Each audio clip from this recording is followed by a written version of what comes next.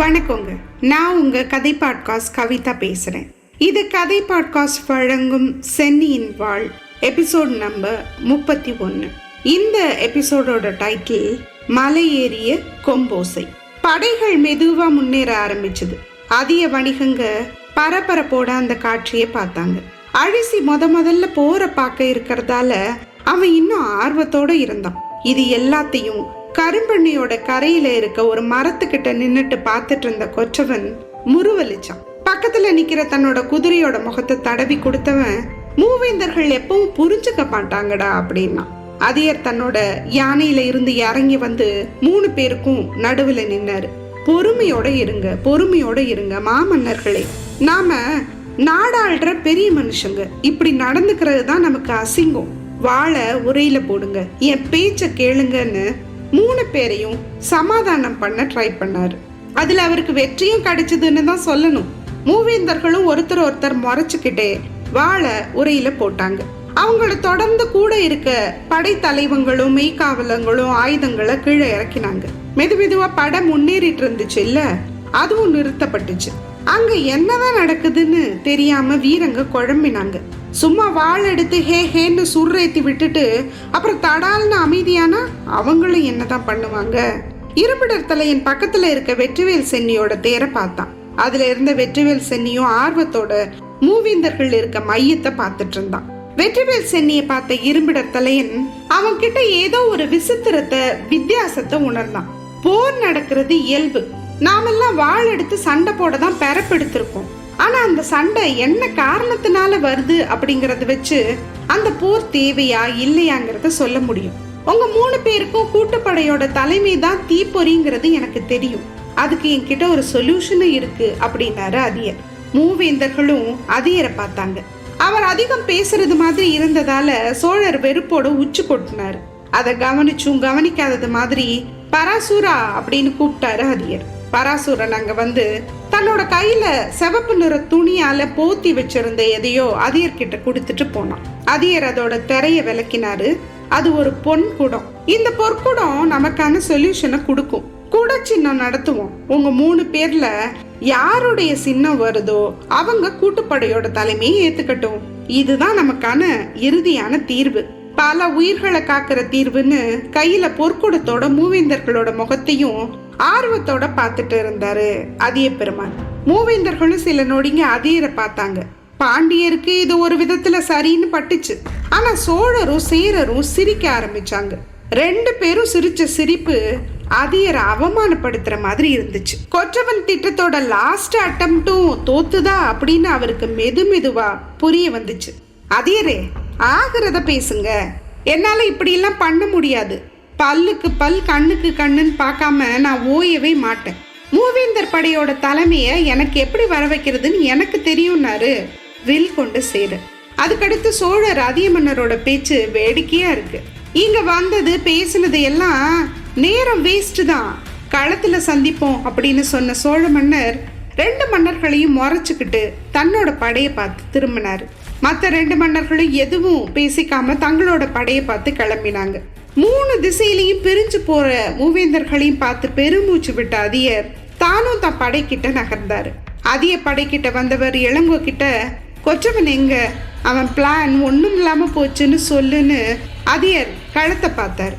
பக்கத்துல இருந்த இளங்கோ சுத்தி முத்தி கொற்றவனை தேடினான். தூரத்துல இருந்து பாக்குற அதிய வணிகர்கள்ல சின்ன பையன் அழிசி அங்க என்ன நடந்துச்சுன்னு கேட்க, நெடுங்கிறனாரோ நம்ம இளவரசரோட திட்டம் தோத்து போச்சு, மூவேந்தர்களும் சண்டை போட ரெடி ஆகுறாங்க அப்படின்னாரு. அப்போ அழிசியோட கண்ணுல ஏதோ தட்டுப்பட்டுச்சு. கொற்றவன் தன்னோட குதிரையை தடவி கொடுத்துட்டு அதுகிட்ட, நேரம் வந்துடுச்சுடா, இது என்னோட லாஸ்ட் பிளான், இந்த பிளான் வெற்றி பெறுமா அப்படின்னு கேட்டுட்டு சிரிச்சான். அப்புறம் குதிரையில தாவி ஏறி உட்காந்து பக்கத்துல இருந்த மலையை பார்த்து தட்டி விட்டான். மூவேந்தர்களும் தயாரா இருந்தாங்க. போர் முரசோட சத்தம் மெதுவா வேகம் கூடுச்சு. வீரங்க எல்லாரும் ரெடி ஆனாங்க. சோழ மன்னர் கண்ணு செவக்க வெற்றிவேல் அப்படின்னாரு. வீரவேல்ன்ற பெரிய முழக்கத்தோட சோழப்பட களத்தை நோக்கி பாஞ்சுது. அதே மாதிரி சேர மன்னரும் பாண்டிய மன்னரும் வெற்றிவேல்னு முழக்கமிட வீரவேலோட அவங்க படைகள் முன்னேறிச்சு. அப்போ தூரத்துல ஒரு பெரிய சத்தம் கேட்டுச்சு. அந்த சத்தம் ஊது கொம்போட சத்தம். அத இசைக்கிறவன் வேற யாரும் இல்ல, குதிரையில மலை மேல ஏறிட்டு இருக்க கொற்றவன் தான் அதை ஊதுறான். போருக்கு கிளம்பின மொத்த படையும் போர் முடிவப்போ இசைக்கப்படுற அந்த ஊதுகம்போட ஓசை வர்ற திசையில கவனத்தை திருப்பிச்சு. மூவேந்தர்களும் அதியர்களும் மொழிபெயர் தேசத்துல இருந்த எல்லாரும் அந்த மலை உச்சியை பார்த்தாங்க. கொற்றவனோட குதிரை உச்சிக்கு போய் சேர்ந்ததும் தம் முன்னங்கால தூக்கி கணிச்சது. பெரிய கணப்போச அது 4 பக்கமும் எதிரொலிச்சுது. அது மேல உட்கார்ந்திருந்த கொற்றவனும் நிறுத்தாம கொம்ப ஊதிக்கிட்டே இருந்தான். கொற்றவன் இசைக்கிற கொம்போட சத்தம் ஒட்டுமொத்த தமிழகத்துக்குமே கேட்டிருந்தாலும் ஆச்சரியப்படுறதுக்கு இல்ல. இத்தனை பலமா ஒரு கொம்ப முழங்கணும்னா எவ்வளோ பலம் தேவைப்படும், ஆற்றல் தேவைப்படும். அவ்வளோ பலமும் கொண்டவன் தான் கொற்றவன். அவன் ஓதுற கொம்ப கேட்டு முன்னேறின மூவேந்தர்களோட படைங்க அத்தனையும் தன் வேகத்தை குறைச்சிருச்சு. மன்னர்கள் கூட மலை உச்சியை பார்த்தாங்க. ஒட்டுமொத்த படையோட அசைவுகளும் நிக்கிற வரைக்கும் கொம்ப விடாம ஊத முடிவெடுத்தவன் தான் கொற்றவன். அந்த மலை மேல இருக்கவன் ஏதோ அவசர செய்தி வச்சிருக்கதா புரிஞ்சுக்கிட்ட மூவேந்தர்களும் தங்களோட படைகளை நிறுத்துறதுக்கான சங்க ஊதுனாங்க. ஒரு வழியா ஒட்டுமொத்த படையும் நின்னுச்சு. அப்புறம் எல்லாரோட கவனமும் கொற்றவன் மேலதான் இருந்துச்சு. அதியர்கள் தங்களோட இளவரசன் அங்க என்ன பண்றான்னு புரியாம அவனையே பார்த்துட்டு இருந்தாங்க. தான் கொம்பு ஊதுனதும் எல்லாரும் நின்றுட்டதை பார்த்த பின்னாடி கொற்றவன் கொம்பு ஊதுறத நிறுத்தினான். இளவரசர் அங்க என்ன பண்றாரு, எதுக்காக போற நிறுத்த சொல்லி கொம்பு ஊதுறாருன்னு கேட்டான் நெடுவேல். அதுக்கு அவன் பக்கத்துல நின்றுட்டு இருந்த நெடுங்கீரனார் அவர்கிட்ட ஏதோ ஒரு திட்டம் இருக்கு போல அப்படின்னாரு. அவன் ஊதுற கொம்ப இடுப்புல கட்டிக்கிட்டு குதிரையில இருந்து குதிச்சு நின்னான். கீழே இருக்கவங்களுக்கு தெரிகிற மாதிரி அந்த மலையோட விளிம்பு கிட்ட வந்து நின்று எல்லாரையும் பார்த்தான். அப்பவும் கூட அவன் முகத்துல எப்பவும் தவழ்ற புன்னகை இருந்தது. என் இனிய தமிழர்களே, உங்க எல்லாரையும் ஒரே இடத்துல ஒற்றுமை இல்லாம பாக்குறதுல மகிழ்ச்சின்னு அவன் அடி வயிற்றுலேருந்து சத்தமா கத்தின வார்த்தைகள் மொழிபெயர் தேசம் எங்கும் இருக்க மலைகள்ல பட்டு பெருசா எதிரொலிச்சுது. அவன் சொன்னது அங்க இருந்த அத்தனை பேரோட காதுக்கும் வந்து சேர்ந்துச்சு. மன்னர்கள் அவனோட குரலை வச்சு அது யாருன்னு அடையாளம் கண்டுக்கிட்டாங்க. சோழ நாட்டுல பாண்டிய தூதுவனா, பாண்டிய நாட்டுல சோழ தூதுவனா தன்னை சொல்லிக்கிட்டவன் தான் மலை உச்சியில நின்றுட்டு இருக்குது அப்படிங்கிறது நினைவுக்கு வந்துச்சு. தான் முன்னாடி பேசின பேச்சோட எதிரொலி அடங்குற வரைக்கும் நீங்காத புன்னகையோட காத்திருந்த கொற்றவன் அதை அடங்கினதும், மூவேந்தர்களே, முத்தமிழ் நாட்டோட முத்துக்களே, நல்லா கேட்டுக்கோங்க. உங்க 3 பேருக்குள்ளேயே இப்ப 3 போருக்கு முதல் காரணம் நான் தான் அப்படின்னா. கொற்றவனோட இந்த பேச்சு படைகளுக்குள்ள சலசலப்பை ஏற்படுத்திச்சு. மன்னர்களும் வேளிர்களும் அவன் சொன்னதை கேட்டு குழம்பினாங்க. ஆமா, நான் தான், நானே தான். பாண்டிய நாட்டுக்கு சோழ தூதுவனா வந்தவனும் நான் தான், சோழ நாட்டுக்கு பாண்டிய தூதனா வந்தவனும் நான் தான் சொன்னான். இல்ல, கத்துனான். அதை கேட்ட சோழ மன்னர், பாண்டிய மன்னர், சேர மன்னர்னு 3 பேரும் அவனை வெறுப்போட பார்த்தாங்க.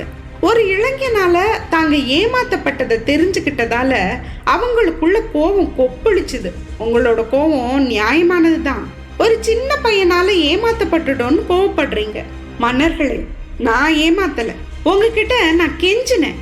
உங்களுக்கு தெரியுமா, வடுகுங்க இந்த மொழிபெயர் தேசத்துல இருக்க தமிழ் கிராமங்களுக்கு செஞ்ச அநீதியெல்லாம் உங்களுக்கு தெரியுமா? குழந்தைங்க, குமரிங்க, கிழவங்கன்னு கூட பார்க்காம என்னோட தமிழ் மக்களை கொத்து கொத்தா கொன்னு குவிச்சு களியாட்டம் போட்டுச்சு வடுகப்படை. கையெடுத்து கும்பிட்டு அழுது கெஞ்சின பொண்ணுகளை எல்லாம் தூக்கிட்டு போய் சொகத்துக்கு பலியாக்கிட்டு கழுத்து அறுத்து கொன்னு போட்டுச்சு வடுகப்படை. மன்னர்களே, அவங்க தமிழர்கள் இல்லையா? அவங்கள காப்பாத்துறது தமிழ் மன்னர்களான மாமன்னர்களான உங்களோட கடமை இல்லையா? அப்படி பார்த்தா நீங்களாம் கடமை தவறிட்டீங்க தானே. யாரு பெரியவன்னு அகங்கார போட்டியில ஒண்ணு தெரியாத தமிழர்களை பலி கொடுத்துட்டீங்க. அதியர் மட்டும் முன்னெச்சரிக்கையா தன்னோட படைய அனுப்பாம இருந்திருந்தா இந்நேரம் மொழிபெயர் தேசத்துல வடுகு கொடி பறந்துட்டு இருந்திருக்கும். உங்க மனசெல்லாம் எவ்வளவு அழுக்கு பாருங்க. தன்னோட எல்லையில இருக்கவங்களை மட்டும்தான் காப்பாத்துவேன்னு அழுக்குள்ள மனசு கொண்டவங்க நீங்க. நல்லா கேட்டுக்கோங்க. வடக்க பல லட்சம் சேனை உள்ள மௌரிய படை சத்தமே இல்லாம உருவாயிட்டு இருக்கு. அதை நான் நேர்ல பார்த்திருக்கேன். அவ்வளோ பெரிய நிலப்பரப்பு ஆள்ற மௌரியர்கள் நினைச்சா தமிழகத்தை ஈஸியா சூறையாட முடியும். சீக்கிரமே அதை செய்யவும் போறாங்க, அதுல எந்த சந்தேகமும் இல்லை. அதை முன்கூட்டியே தெரிஞ்சுக்கிட்டதால தான் உங்க அவைக்குள்ள பொய்ய ஆயுதம் வச்சுட்டு நுழைஞ்சேன். முறிஞ்சு கிடக்கிற மூவேந்தர் கூட்டுப்படையோட ஒப்பந்தத்தை திரும்ப ஒட்ட வைக்க முயற்சி பண்ணேன். ஆனா என்னோட முயற்சி கை கொடுக்கல. தலைமை பதவி என்கிட்ட தான் இருக்கணும், என்கிட்ட தான் இருக்கணும்னு ஒவ்வொருத்தரும் ஆசைப்படுறீங்க. அந்த ஆசை தான் தமிழுக்கும் தமிழ் மக்களுக்கும் தமிழ் நிலத்துக்குமே நீங்க வைக்க போற தீ, கெட்ட தீ. சரி, அதுதான் உங்களுக்கு பிரச்சனைனா உங்களை மொழிபெயர் தேசத்துக்கு வரவழைச்சு சண்டை போட வச்சு ஜெயிக்கிற யாராவது ஒருத்தர் மூவேந்தர் கூட்டுப்படைக்கு தலைமை வகிக்கட்டும்னு பிளான் பண்ணேன். அதனால இல்லாததையும் பொல்லாததையும் சொல்லி மூவேந்தர்களான உங்களுக்குள்ள பகையை மூட்டி விட்டேன். என் பிளான் நிறைவேறிடுச்சு. முன்பகை, வஞ்சம், அழுகின புத்தின்னு இந்த குணங்கள் எல்லாம் உங்க படையை இங்க நகர்த்திட்டு வந்திருக்கு. இப்போ சண்டை போடவும் ரெடி ஆயிட்டீங்க. ஏதோ கொஞ்ச நேரத்துல உங்க ஆணவத்துக்கும் பேராசைக்கும் ஒண்ணுமே தெரியாத வீர தமிழ் மறவங்க பலியாக போறாங்க. இந்த மறவங்க எல்லாரும் இங்க கூட்டுப்படையா ஒண்ணு சேர்ந்து நின்னு தமிழகத்தை காப்பாற்ற வேண்டியவங்க. இவங்களோட விலை மதிப்பே இல்லாத உயிரை பலியாக்க எனக்கு விருப்பமே இல்லை. அதனாலேயே அதிகார வச்சு 3 பேர்கிட்டையும் சமாதானம் பேச சொன்னேன். ஆனா அப்படின்னு சலிப்பா சிரிச்ச கொற்றவன் கொஞ்ச நேரம் பேச்சை நிறுத்திட்டு திரும்பவும் ஆரம்பிச்சான். என் உயிருக்கு சமமான தமிழர்களே, நான் பல நாடுங்க சுத்தி திரிஞ்சவன். அதனால சொல்றேன், என் இனிய தமிழர்கள் மாதிரி, என் இனிய தமிழ்நாடு மாதிரி இந்த பூலகத்துல ஒரு இனமே இல்லை, ஒரு நிலம் இல்லை. எங்கேயுமே இல்லாத சிறப்போட இருக்க கடவுளோட பாதத்தை தாங்கின என் நிலத்தையும் மக்களையும் காப்பாத்துறது தான் என் பிறவி பயன்னு நான் நினைக்கிறேன். அதனாலேயே என் தமிழர்கள் தங்களுக்குள்ள சண்டை போட்டுட்டு செத்து போறத நான் வெறுக்கிறேன். அந்த காரணத்தினாலதான் கொம்ப ஊதி இந்த போரை நிறுத்தி இருக்கேன்னு அவன் சொன்னதை பார்த்து படையில நின்றுட்டு இருந்த இரும்பிடர் தலையன் கொற்றவனை பார்த்து கண்ணு கலங்கினான். கொற்றவனோட மனசு குமுறலை கேட்டு வெற்றிவேல் சென்னி கூட மனசு வருத்தப்பட்டான். அதிய தன்னோட இளைய மகனை பார்த்து பெருமைப்பட்டாரு. மூவேந்தர்கள் முகத்தை பார்த்தா ஏதோ முட்டாள்தனத்தை நினைச்சு வருத்தப்படுற மாதிரி தெரிஞ்சது. அங்கிருந்த வீரங்க எல்லாருக்கும் கொற்றவனை பார்த்து மனசு உருகி போச்சு. கூட்டுப்படைக்கு யாரு பணம் செலவு பண்றது, ஆயுதங்கள் கொடுக்கறதுங்கிறது எல்லாம் தொல்லையா இருக்குல்ல, அதுக்காக இது அப்படின்னு கொற்றவன் கரும்பெண்ணையை பார்த்து திரும்பி தன்னோட கொம்பை எடுத்து 3 தடவை இடைவெளி விட்டு ஊதுனான். அங்கிருந்த ஒட்டுமொத்த தமிழங்களும் கரும்பெண்ணெய் நதியை பார்த்தாங்க. அங்க கரும்பெண்ணெய் ஆத்துல பல யானைங்க மெல்ல மெல்ல ஆடி அசைஞ்சு தென் திசையை பார்த்து வந்துட்டு இருந்துச்சு. அந்த யானைங்க முதுகுல எல்லாம் செல்வ குவியல்கள் சின்ன சின்ன மலை மாதிரி குவிஞ்சு கிடந்தது. அந்த செல்வங்கள் ரொம்ப விலை மதிப்பே இல்லாதது. கொற்றவன் அதை புன்னகையோட பார்த்துட்டு, இந்த செல்வத்துக்கு பின்னாடி பெரிய கதை ஒண்ணு இருக்கு அப்படின்னு அவன் சொன்னதும் எல்லாரும் அவனை பார்த்தாங்க. இந்த பணம் எல்லாம் வடுகங்க தமிழங்க கிட்ட இருந்து கொள்ளையடிச்சது. கரும்பண்ணி நதியோரம் இருக்க அத்தனை கிராமங்களையும் இருந்த அப்பாவி தமிழர்களோட ரத்தம் கலந்தது. மூவேந்தர்களே, எங்க நாட்டை காப்பாத்த சொல்லி அந்த அப்பாவி மக்கள் தங்களோட உயிரை கொடுத்து இந்த செல்வத்தை கொடுத்திருக்கத ஞாபகத்துல வச்சுக்கோங்க. இந்த பணம் எல்லாம் கூட்டுப்படைக்க பல வருஷம் பயன்படும்னு சொன்னா கொற்றவன்.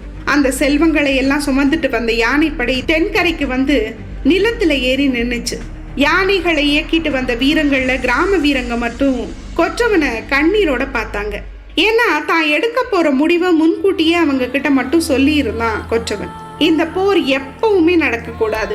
அதே நேரத்துல மூவேந்தர் கூட்டுப்படைக்கு தலைமையையும் கண்டுபிடிக்கணும். அது கூட மொழிபெயர் தேசமான இந்த பகுதியில படையை நிறுத்தி மௌரியர்களை தடுக்கணும்.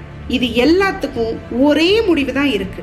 தமிழர்களே, அந்த முடிவை அதியரோட 2வது பையன் அதிய நாட்டோட இளவரசனான கொற்றவன் அதியனான நான் முழு மனசோட எடுக்க போறேன்னு சொல்லிட்டு அந்த மலை விளிம்பிலேருந்து பின்னாடி நகர்ந்து மறைஞ்சான்.